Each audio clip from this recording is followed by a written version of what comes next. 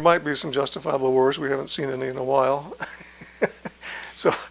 I mean, everybody has a different view of war. I mean, some people think we should never have war at any, under any circumstances. I'm not sure I'm there.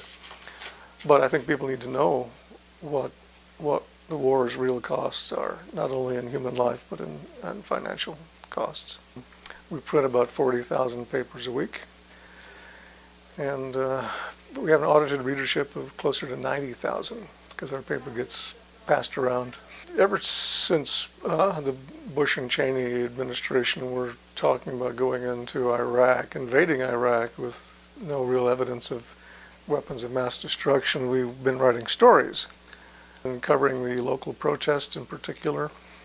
We don't have war correspondents. We don't have a bureau anywhere. We're lucky if we can cover City Hall down the street here.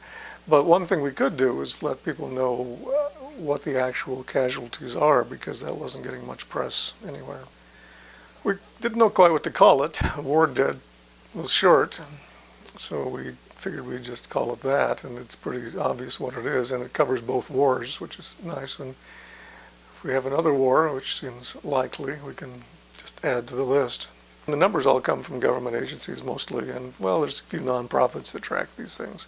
You can read the New York Times or the Washington Post or any of those bigger publications that have bureaus that are actually covering the war, and occasionally they'll give you statistics. But we weren't seeing anything in the Register Guard or even in the Oregonian. And of course, the local TV stations are mostly interested in the latest car crash out on the freeway. So the word just wasn't getting out. Meanwhile, Eugene has a very large peace activist organization, multiple organizations that work on these issues all the time, and they're trying to get the word out that this is not the time for complacency. We need to pay attention to what's going on. Not only the casualties, but also the financial cost.